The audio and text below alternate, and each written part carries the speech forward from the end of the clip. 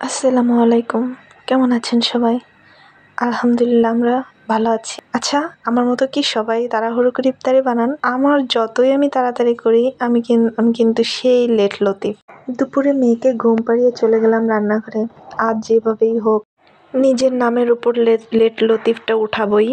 তো চলে গেলাম রান্নাঘরে। তো প্রথমে আমি আগের থেকেই এই বেগুনগুলা চিকন চিকন করে কেটে রেখেছিলাম আর এই মাশরুমগুলো ধুয়ে রেখেছিলাম। আচ্ছা, আপনারা মাশরুম কে কে খান অবশ্যই জানাবেন। আমার কিন্তু খুব ভালো লাগে। আর গ্রামে এগুলাকে অনেকে ব্যাঙের ছাতা বলে, কিন্তু ওইটা আর এটা সম্পূর্ণ আলাদা। এটা চপ কিন্তু অনেক টেস্টি, অনেক মজার।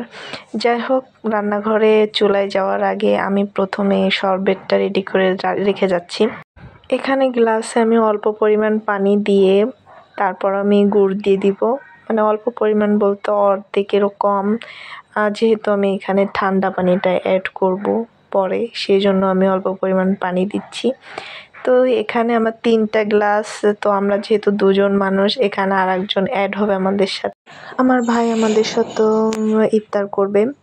তো এখানে আমি গুড়টা কিন্তু আখের গুড় ব্যবহার করেছি।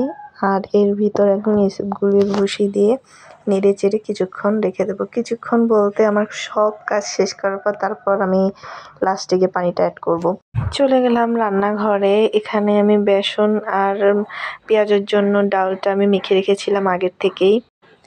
দেখেন, এখানে আমি কিন্তু সব কিছুই আগের থেকে করেছি, তারপরও কিন্তু আমার দেরি হয়ে যায়। কেন দেরি হয় আমি নিজেও জানি না যে কেন আমার দেরি হয়। আর সবাই এত তাড়াতাড়ি স্মুথলি কিভাবে কাজ করে এবং ভিডিও সব কিছু করে, ভয়েস দেয়, সব কিছু কিন্তু তাদের তাড়াতাড়ি ফাস্ট হয়, কিন্তু আমার কেন হয় না আমি জানি না।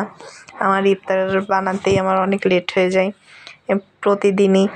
আর রাতের রান্নাটা আমি মেয়ে জেগে থাকতে রান্নাটা সেরে ফেলেছি। যাই হোক, এখানে আমি মাশরুমটা একদম বেগুনির মতো ভেজে নিব। আর এটা অল্প আঁচে আস্তে আস্তে করে ভাজতে হবে, যেহেতু মাশরুমটা সিদ্ধ হতে একটু লেট হয়। তো সেই জন্য এটা একটু অল্প অল্প করে ভাজতে হবে, মানে অল্প আঁচে। যাই হোক, ভাজতে ভাজতে পিছন থেকে দেখি আমার পাটাকে জড়িয়ে ধরে আছে। পিছন ফিরে দেখি আমার মেয়েটা উঠে গেছে। দেখেন কতটুকু ঘুমাইলো।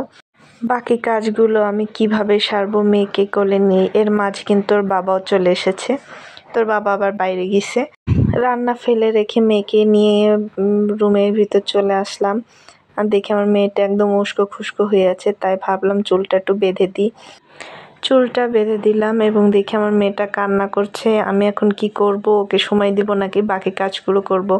তাই ভাবলাম ওকে টিভিটা চালু করে দিই।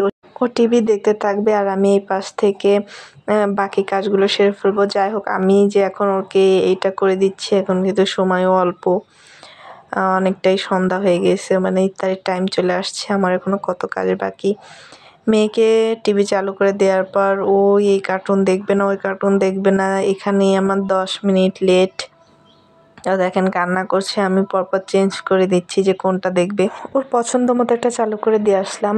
এরপর আমি কেটে রাখা ফলগুলো ছোট, তো ডাইনিংয়ে চলে এসে আমি ছোট ট্রেতে ফলগুলো আমি সাজাইতে লাগলাম।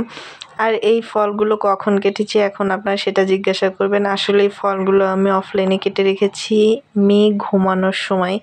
যাই হোক, মাঝে আমি কেটেছিলাম, এটা এই করতে ভুলে গেছি। তো আমি দ্রুত কাজগুলো করার চেষ্টা করছি, যেহেতু আমার হাতে মাত্র 10 মিনিট আছে। আমার কিন্তু এখনও শরবতের পার্টটা এখনও বাকি রয়েছে। তো যাই হোক, দেখেন আমি এত আগে সব কিছু রেডি করে রাখার পরও আমি সেই লেট লতিফ, আমি কি তাড়াতাড়ি করছি কাজগুলো। যাই হোক, সেই অর্ধেকে শরবতের ভিতর এখন ঠান্ডা পানিটা অ্যাড করছি। এখানে আমার আরও 2 প্রকার শরবত তৈরি করতে হবে। তো যাই হোক, আমার কালকে ফ্রিজে যে পানি ছিল ওর ভিতর আমার চিনিটা অ্যাড করা ছিল, আমি সেই পানি বের করে এইখানে আমি শুধু রুহ আফজাটা অ্যাড করে দিচ্ছি। আর জগে করে আমি ট্যাংয়ের অরেঞ্জ ফ্লেভারের ট্যাংয়ের শরবতটা এখন করব, তৈরি করব। তো এখানে আমার ঠান্ডা পানির ভিতরে চিনিটা অ্যাড করেছি এবং অরেঞ্জের পাউডারটা অ্যাড করছি।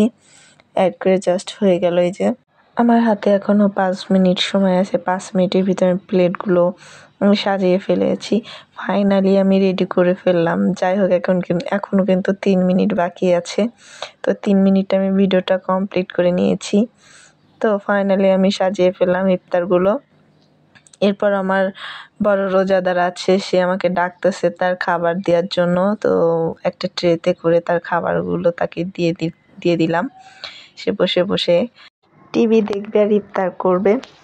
তো সেই জন্য তাকে এই বিছানায় দিয়ে গেলাম। তো দেখেন, ও একটু বেগুনি ভালো খায়, সেই জন্য ওইটাই ও খাচ্ছে। তো আমার মেয়ে তো অলরেডি ইফতার শুরু করে দিয়েছে। এবার আমরাও ইফতার করব, আপনারাও ইফতার করেন। তো ভিডিওটি এ পর্যন্তই। সবাই ভালো থাকবেন, সুস্থ থাকবেন। আমার আর আমার মেয়ের জন্য দোয়া করবেন। আল্লাহ হাফেজ।